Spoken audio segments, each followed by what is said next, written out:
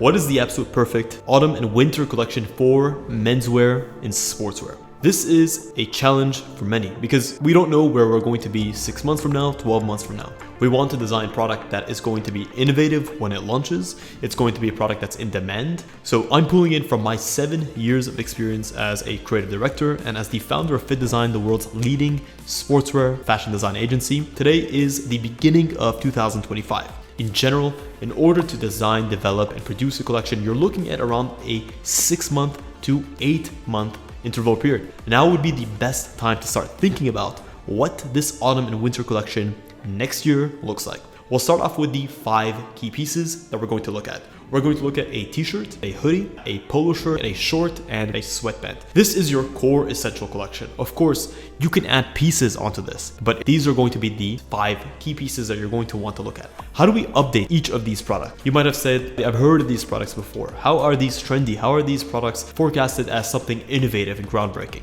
You have to understand, in menswear, sportswear, it's not necessarily in coming up with a new product category or product type. A t-shirt is a t-shirt. It's the details in which we can innovate.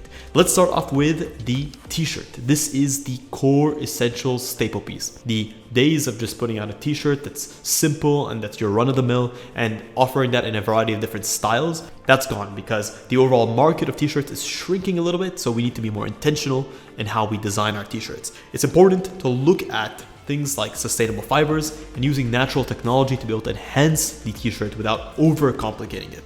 If we're going down the route of seamless, so we're using a seamless knitting construction. In general, in 2026, we're going to be seeing the benefits of seamless, which are control over the design, no seams, so reduced chafing, better product quality control, better product pricing, but with a more toned down and more simplified approach to seamless. The key things that we need to look at are going to be adding texture into the garment. So this means adding some sort of micro waffle texture into the garment, maybe using a multi-bar warp knit textile construction where we bring in a dense mesh, but that mesh can bring in some visual intrigue into the garment. We've seen this in a variety of different brands. Nike does this. 2, you want to look at t-shirts that have natural performance. So it's the fabrics themselves that are either sweat wicking or moisture regulating, or the fabrics themselves that are anti-wrinkle, or they're sustainable, or they're anti-stink. 3, you're going to see more interesting blends of wool and merino specifically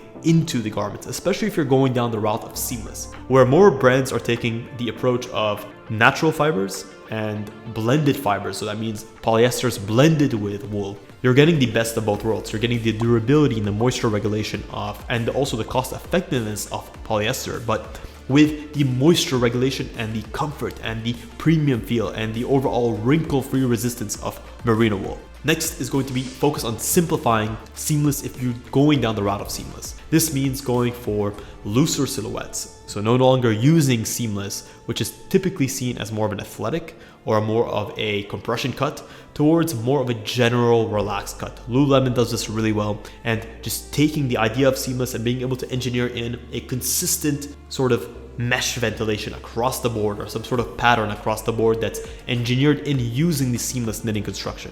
Whereas before, what we would tend to see is engineered knits in specific parts of the garment to map the body. Here we're seeing more of a natural all over knitting construction that gives texture to the garment, similar to what I told you in the beginning, simplifies the design, but still gives you the advantages of seamless. And lastly, we're seeing metamorphic prints and fiber dyes. So there's some sort of pattern or some sort of graphic infused into the garment where it looks like a part of it was dyed and a part of it wasn't dyed. Next up is going to be the polo shirt. For the winter collection, this is going to be in a long sleeve configuration. Definitely, as t-shirts tend to decline a little bit, polo shirts are increasing.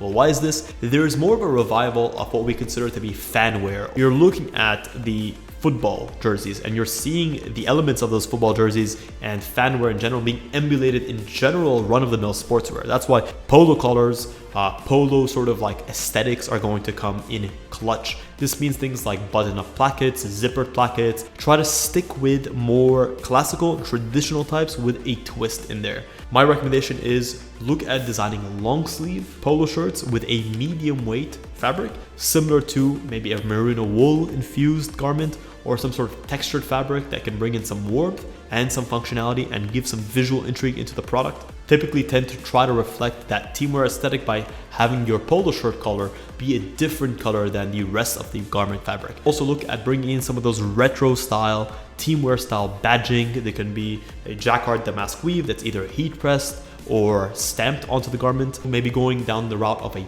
collarless polo collar. So this is similar to what you would see on a Mandarin collar, but much shorter. You could have a trim there that could be in the contrasting color with the placket, but without the collar fold itself. And then lastly, try to implement, instead of a placket with buttons, implement a hidden zipper or implement a sort of exposed zipper instead of your traditional button-down collar. The third is the quintessential short. The short comes back strong, as it always does, as the key piece, even in winter, to design and to develop the right way. When it comes to shorts, you want to look more at shorter inseam lengths, as that short trend is not going anywhere, especially for men. So this means short inseams between 5.5 and 6.5. If you want to be a little bit more daring, you can go all the way down to like 4.5, depending on the market that you're in. Also, you want to look specifically at designing your short for multi-use. This means that being able to make them used for gym, for running, casual hangouts, making sure that the short has open pockets, closed pockets with zippers, a waistband that has drawstring functionality, but maybe the drawstrings are from the inside. The waistband should have stretch.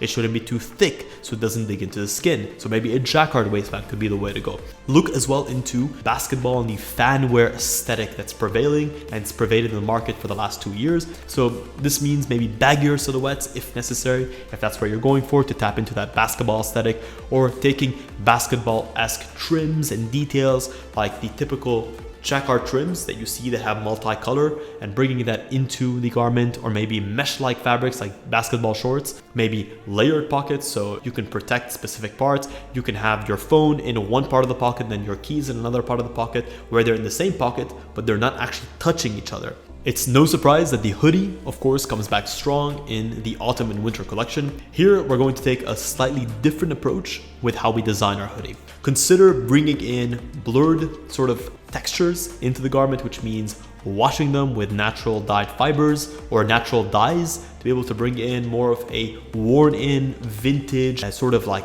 broken-in fiber and fabric texture. Here we're going to go for more minimalistic details. Very narrow cuffs and very narrow hems that are going to just complement and tie in the volume of the garment, whether it's on the edge of the hood, adding a bound edge trim, bringing more warmth to the hoodie, more sort of moisture retention or moisture wickingness, more UV protection. In terms of core design details, you can bring in 2-layer or 3-layer fabrics into your hoodie, which means these are fused fabrics where you might have a fleece lining on the inside, you might have an insulation mid-layer glued to it, and then you might have a basket weave, moisture resistant or even water resistant woven outer layer. Clever and intentional trims. So this could be like a logo in the middle that functions as a patch that has an opening between the end stitches to be able to loop your drawstrings through, so that maybe when you're running or when you're moving around, your drawstrings aren't like moving around everywhere. Last but not least is the sweatpant. This is by far the fastest growing category in fall or autumn and winter clothing year on year, and is going to come into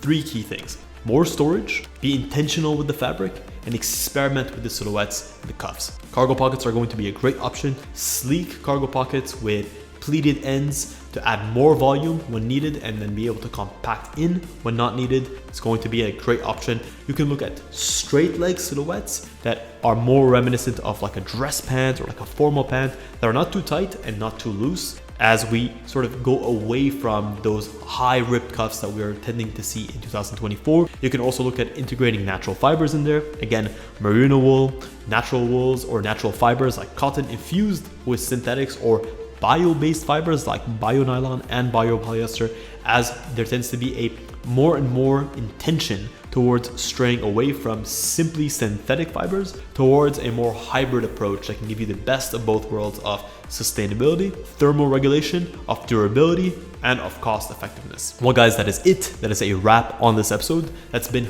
my key core elements to design to bring out in 2026. I guarantee you, if you follow this framework, you will not just be following the pack, you will be a tastemaker and a trend setter in your brand in 2026. Let me know in the comments below what other future-based topics you want to see me cover in future episodes. If you want to speak with me one-on-one, you want my opinion on how you can use this information or how you can forecast for a women's collection or a spring-summer collection, then you can check the link in the description. I offer one-on-one consultation calls every single week. Slots are limited. I don't take on that many clients just because of the limited time, but I would be happy to hop on a call with you if you like, and I can give you tailored feedback specifically for your brand. And at the end of the call, I'll send you a full report of what you need to do with everything we spoke about with actionable items so you can actually take steps and put what we discussed into action. If you guys enjoyed this episode, please consider smashing a massive thumbs up. It really helps us out. It keeps us motivated to keep pumping out this content for you. I say this from the very bottom of my heart. Thank you so much for tuning into this episode of Fittdesign TV. Until next week's episode, stay awesome.